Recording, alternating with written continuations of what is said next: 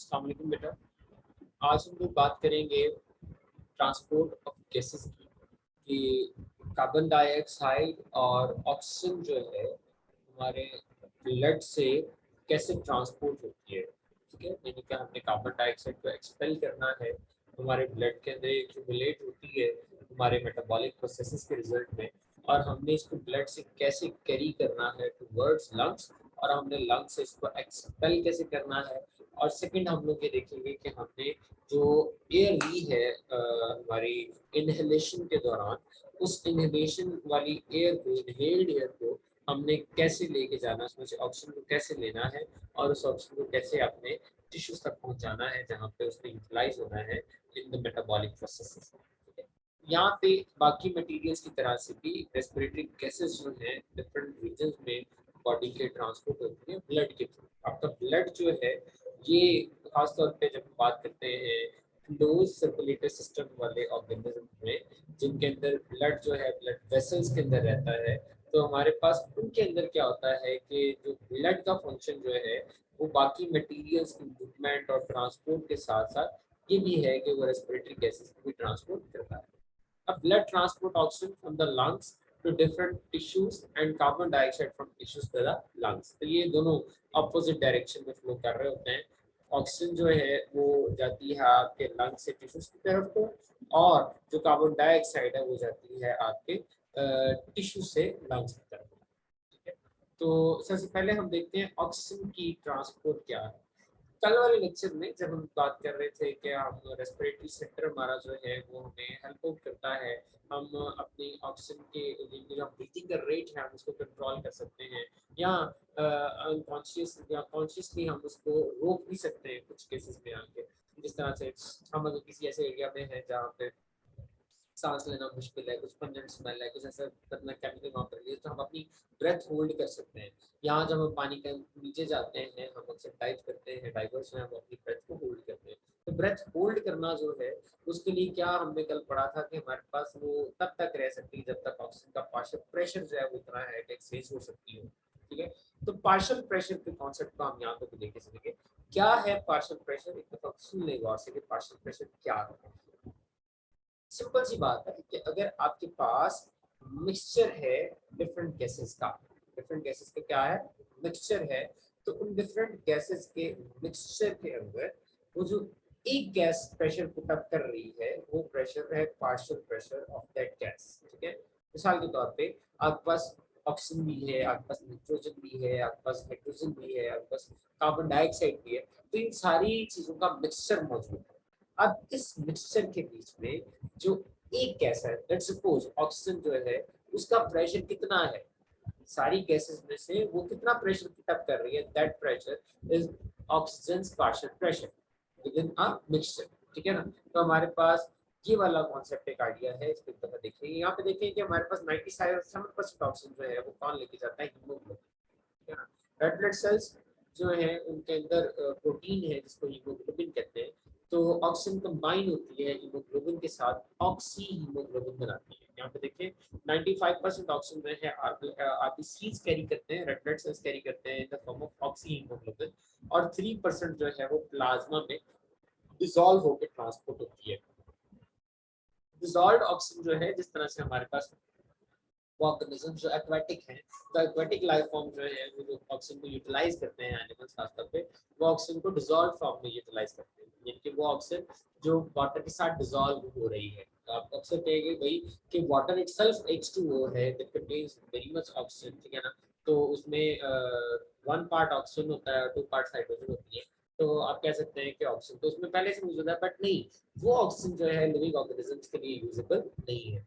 Oxygen जो living organism utilise कर सकते हैं वो है डिसॉल्व्ड ऑक्सीजन। ठीक है ना, तो इसलिए तो आप जब एक्वेरियम्स वगैरह देखते हैं तो उसके अंदर क्या होता है कि हमारे पास एजिटेटर्स लगे होते हैं, या वो उसमें ना जो एयर को एडअप करने के लिए वहाँ बबल्स यूज करने वाला जो देख रहे थे पंप लगा होता है, जो कि वाटर के अंदर एयर को पुश कर रहा है, एयर को एडअप करवा रहा है, ऑक्सीजन को एडअप करवा रहा है, तो ऑक्सीजन डिसॉल्व हो रही है इसके अंदर। तो at its high partial pressure, जब ऑक्सीजन का पार्शियल प्रेशर ज्यादा होता है, ऑक्सीजन बाइंड करती है हीमोग्लोबिन के साथ।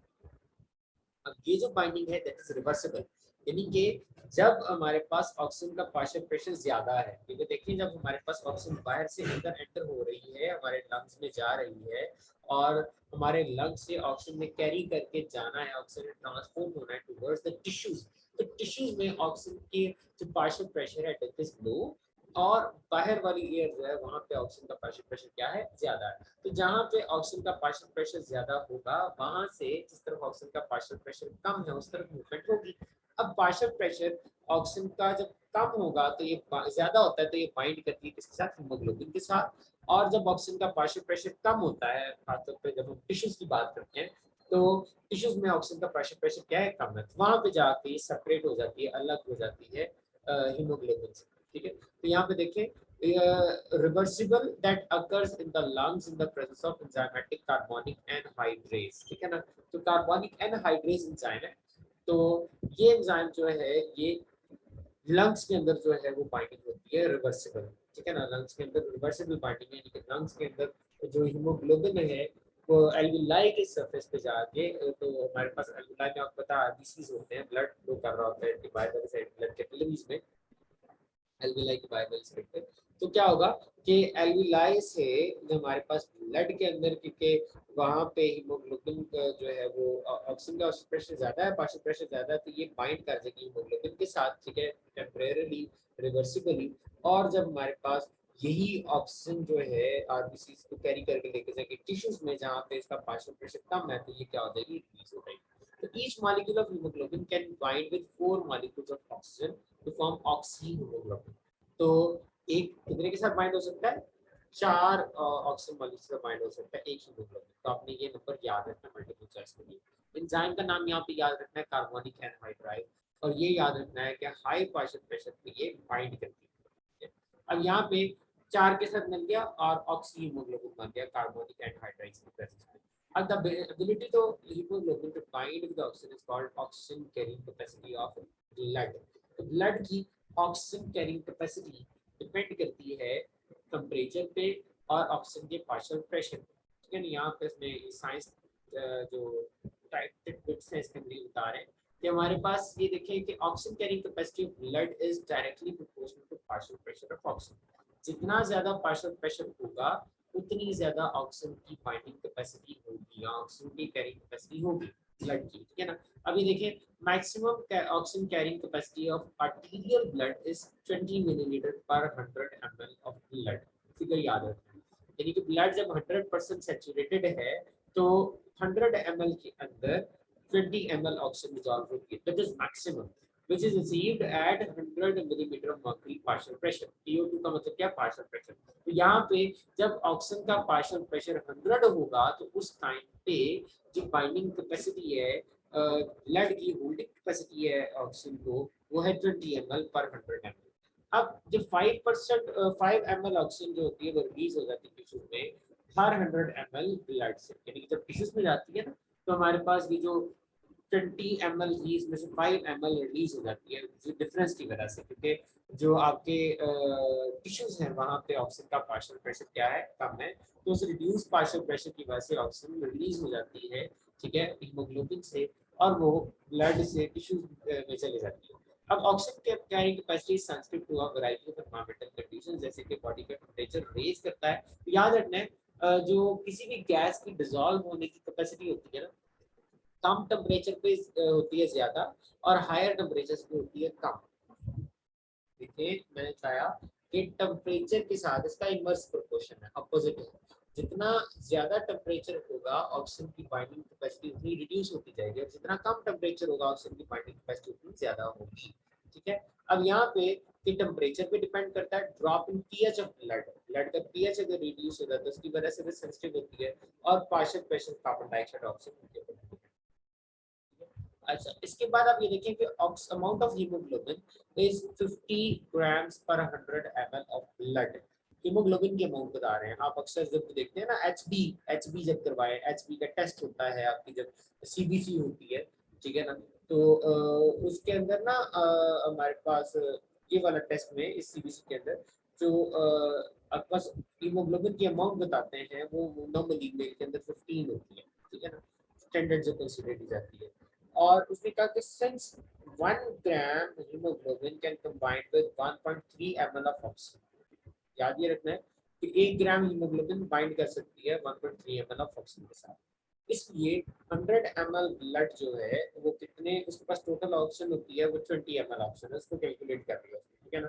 यानी कि हीमोग्लोबिन 15 है तो हमारे पास 15 बाइंड करेंगे 1.34 के साथ, तो वो अराउंड 20 बन जाएगा, ठीक है ना। अब यहाँ पे देखें उसने कहा है कि normally each 100 ml of arterial blood contains 19.4 ml of oxygen, तो 97% सेचुरेटेड होता है ब्लड, ठीक है ना। 97% सेचुरेटेड जब होता है ब्लड, टोटल 100% नहीं होता, 97% होता है। 97% सेचुरेशन कब है, जब हीमोग्लोबिन का पार्शियल प्रेशर, जो ऑक्सीजन का पार्शियल प्रेशर वो कितना है, वो है 95, ठीक है ना। और 100 ml जो है वीनस ब्लड, उसमें कितनी परसेंट ऑक्सीजन होती है, इसमें 14.4 ml होता है आपके जो ऑक्सीजन की कंसंट्रेशन है, ठीक है ना। और क्योंकि ये 75% सेचुरेशन है और उस टाइम पे जब पार्शियल प्रेशर होता है आपके वेनस ब्लड के अंदर, वो ऑक्सीजन का कितना होता है 40 मिलीमीटर। तो क्योंकि उसका पार्शियल प्रेशर रिड्यूस हो गया, पार्शियल प्रेशर रिड्यूस होने की वजह से हमारे पास इसका जो ऑक्सीजन की जो कैरिंग कैपेसिटी है वो भी क्या हो गई है, रिड्यूस हो गई है। तो ये नंबर्स और ये डिटेल देखनी है। नेक्स्ट हम बात करते हैं transport of carbon dioxide. Oxygen की तो हमने बात कर दी कि एक ऑक्सीजन जो है ना हीमोग्लोबिन वो 4 ऑक्सीजन के साथ कंबाइन करता है, और हमने इसके अलावा देख लिया कि वर्कर इसमें हमने एक ये चीज देखी है कि हमारे पास ऑक्सी हीमोग्लोबिन की फॉर्म में जो है वो अटैच होती है, और जो डिपेंड करती है कंसंट्रेशन कैरिंग कैपेसिटी जो डिपेंड करती है partial pressure of oxygen. Carbon dioxide जो है ये 3 तरह से ट्रांसफर हो सकती है in the form of bicarbonate ions. Bicarbonate ions कैसे बनते हैं कि हमारे पास कार्बन डाइऑक्साइड कंबाइन करती है वाटर के साथ, तो बाइकार्बोनेट बनाती है, ठीक है ना। दूसरा, ये कार्बोक्सी हीमोग्लोबिन की फॉर्म में ट्रांसपोर्ट हो सकती है, और तीसरा वे क्या है, प्लाज्मा के अंदर डिसॉल्व होकर ट्रांसपोर्ट हो सकती है, ठीक है। 70% जो कार्बन डाइऑक्साइड है इसकी फॉर्म में ट्रांसपोर्ट होती है in the form of bicarbonate ions, ठीक है ना। आपने मल्टीपल चॉइस के लिए बात याद रखनी है, ठीक है, कि ऑक्सीजन जो है कार्बन डाइऑक्साइड नेचुरली किस तरह से ट्रांसफर होती है इन द फॉर्म ऑफ वो बाइकार्बोनेट आयंस, ठीक है ना। अब यहाँ पे आगे देखें, उसने कहा कि कार्बन डाइऑक्साइड डिफ्यूज होती है ब्लड में, ठीक है, और एंटर जब हो जाती है कहाँ पे, रेड ब्लड सेल्स के अंदर, और कंबाइन होती है वाटर के साथ, और क्या बना देती है, कार्बोनिक एसिड बना देती है, ये C2 H2CO3 बना देती है, कार्बोनिक एनहाइड्रेज की फॉर्म में। ये भी रिवर्सिबल टाइप की बाइंडिंग है, तो ब्लड कार्बन जो है ना उसको भी बाइंड कर सकता है, ठीक है ना, ऑक्सीजन को बाइंड कर सकता है ये वाला एंजाइम, और ये एंजाइम हेल्प करता है कार्बन डाइऑक्साइड को बाइंड करने के लिए, ठीक है ना। तो क्या होगा कि कार्बोनिक एनहाइड्रेज की फॉर्म में की प्रेजेंस में बाइंड करेगा कार्बन डाइऑक्साइड, ठीक है ना, वाटर के साथ, तो क्या बना देगा, कार्बोनिक एसिड बना देगा। और ये हमारे पास इस तरह से हम डिपिक्ट कर सकते हैं कि कार्बन डाइऑक्साइड और वाटर कंबाइन हुए और H2CO3 बने। अब कार्बोनिक एसिड जो है अनस्टेबल कंपाउंड है, डिसोसिएट हो जाता है कार्बोनिक एसिड में, यानी कि बाइकार्बोनेट आयन में और हाइड्रोजन आयन में, ठीक है। बाइकार्बोनेट आयन HCO3 नेगेटिव में और H पॉजिटिव में ये ब्रेक हो जाता है।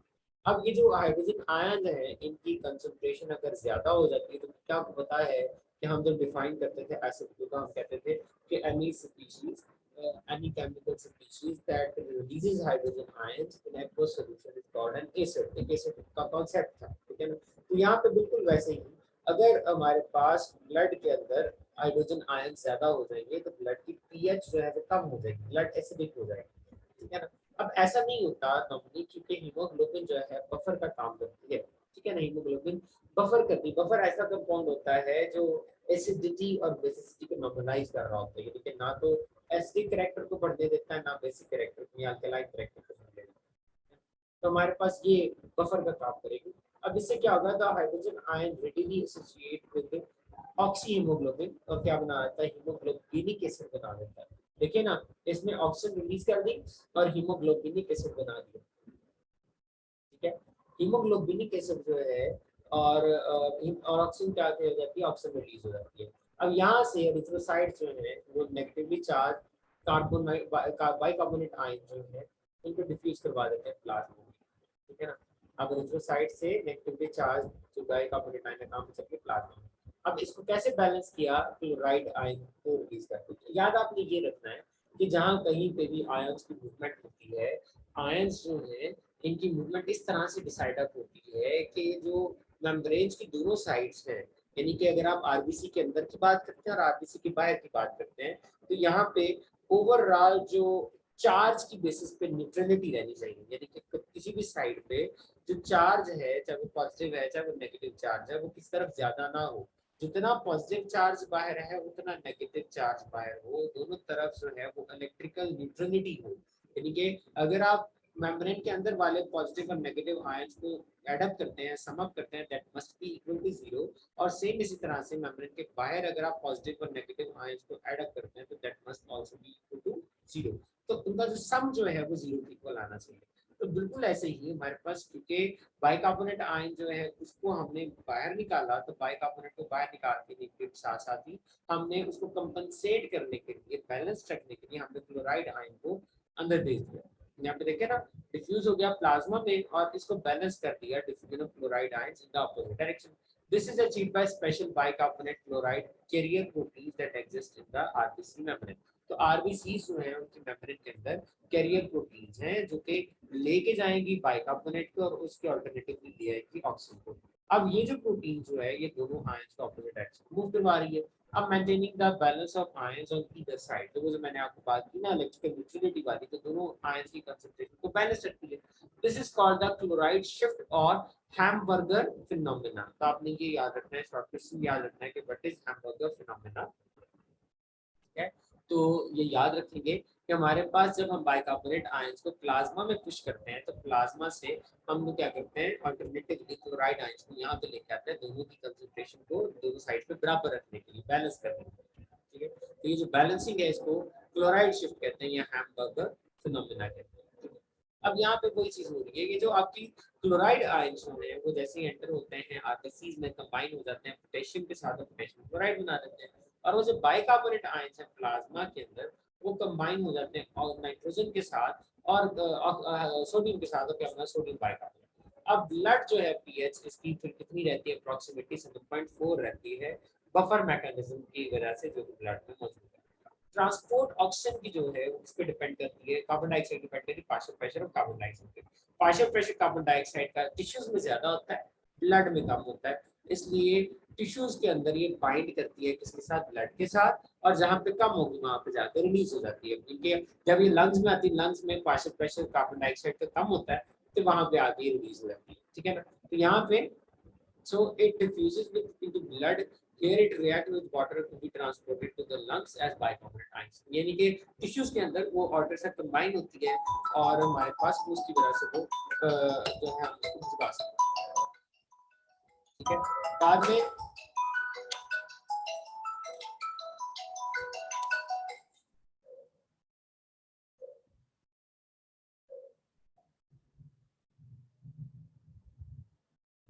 अच्छा, in lungs process reverses and bicarbonate ions combine with hydrogen to release carbon dioxide into water। तो हमारे पास ये क्या होता है कि जब लंग्स के अंदर जो प्रोसेस रिवर्स होता है और बाइकार्बोनेट आयन जो है वो कंबाइन हो जाता है हाइड्रोजन के साथ और रिलीज कर देता है कार्बन डाइऑक्साइड और वाटर को, ठीक है। तो इससे नेक्स्ट हम बात करते हैं कि एज कार्बोक्सी हीमोग्लोबिन कैसे काम करता है, ठीक है ना। हमारे पास 23% कार्बन डाइऑक्साइड, 70% हमने कहा था ये होती है किसकी बेसिस पे, ये होती है बाइकार्बोनेट आयंस के साथ, और 23% होती है कार्बोक्सी हीमोग्लोबिन के साथ, ठीक है ना। इसके बाद जो है हमारे पास कार्बन डाइऑक्साइड जो है combine with globin part of haemoglobin, किसके साथ कंबाइन होती है, ग्लोबिन पार्ट के साथ, और ये रिएक्शन डिपेंड किस पे करता है, पार्शियल प्रेशर और कार्बन डाइऑक्साइड के साथ। तो मैंने पहले आपको बताया कि जो बाइंडिंग कैपेसिटी है, ठीक है ना, वो किस पे डिपेंड करती है, पार्शियल प्रेशर के ऊपर, ठीक है ना। When the partial pressure carbon dioxide is higher in tissues and blood, formation जो है कार्बोक्सी हीमोग्लोबिन की हो जाती है, ठीक है ना। और जब भी कार्बन डाइऑक्साइड का प्रेशर जो है पार्शियल प्रेशर हायर होता है ब्लड में, जब टिश्यूज के अंदर इन case of lungs, carboxy haemoglobin जो है वो रिलीज कर देती है कार्बन डाइऑक्साइड को। यहाँ पे देखें, दोबारा देखें क्या हो रहा है कि क्योंकि कार्बन डाइऑक्साइड का पार्शियल प्रेशर टिश्यूज में ज्यादा है ब्लड से, तो हमारे पास वो कार्बोक्सी हीमोग्लोबिन बना देगी। और जब हमारे पास कार्बन डाइऑक्साइड का कंसंट्रेशन जो है higher in the blood then tissue as in case of lungs, ठीक है ना, तो कार्बोक्सी हीमोग्लोबिन जो है वो रिलीज हो जाएगी, रिलीज कर देगी कार्बन डाइऑक्साइड को, ठीक है। तो यहाँ पे जो डिजोल्व कार्बन डाइऑक्साइड की फॉर्मस ने कहा ये एक बहुत 7% होती है और इनसफिशिएंट वे है, ठीक है, और इसलिए लेकिन फिर भी क्योंकि इसकी कंट्रीब्यूशन है इसलिए हम उसको पढ़ रहे हैं। बाकी हम देखेंगे कि हमारे पास पॉइजनिंग क्या है कार्बन डाइऑक्साइड की, मोनोऑक्साइड की। यहाँ पे देखें कि हमारे पास मोस्टली गैस हीटर वगैरह अगर आप सर्दियों में ऑन करके सो जाते हैं तो क्योंकि आपके रूम्स के अंदर ऑक्सीजन का जो कंसंट्रेशन है वो रिड्यूस हो जाती है, ठीक है, जिसकी वजह से क्योंकि वो बंद होते हैं रूम्स, उस वजह से वहाँ पे लिमिटेड सप्लाई ऑफ ऑक्सीजन में कार्बन मोनोऑक्साइड बनती है। कार्बन मोनोऑक्साइड जो है बाइंडिंग कैपेसिटी जो है हीमोग्लोबिन के साथ ऑक्सीजन की वो रिड्यूस कर देती है।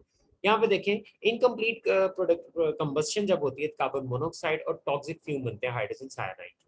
कार्बन मोनोऑक्साइड पॉइजनिंग किस तरह से होती है हीटर्स की वजह से, अगर आप ओवरनाइट इनको क्लोज इन्वायरमेंट के अंदर चलाते हैं तो कार्बन मोनोऑक्साइड बाइंड कर देती है हेमोग्लोबिन के साथ और ऑक्सीजन की अपटेक जो है वो कम कर देती है। सिम्टम्स है कार्बन मोनोऑक्साइड पॉइजनिंग के nausea, vomiting, headache, mental status change हो जाता है और चेरी रेड लिप्स हो जाते हैं आपके। कार्बन मोनोऑक्साइड जो है बाइंड कर जाती है हीमोग्लोबिन के साथ, 249 टाइम्स हायर एफिनिटी है, बाइंड करने की कैपेसिटी ऑक्सीजन की इसकी 249 टाइम्स ज्यादा है हीमोग्लोबिन के साथ। हीमोग्लोबिन के साथ जब कार्बन मोनोऑक्साइड बाइंड करेगी तो बहुत ज्यादा बाइंड कर सकती है एज कम्पेयर टू ऑक्सीजन। अब carbon monoxide poisoning also decrease the ability of haemoglobin to release oxygen to tissue, तो ये इसकी रिलीज करने की कैपेसिटी को क्या कर देगी, रिड्यूस कर देगी। बाकी हम रेस्पिरेटरी पिगमेंट्स इसको फिर बाद में देखते हैं।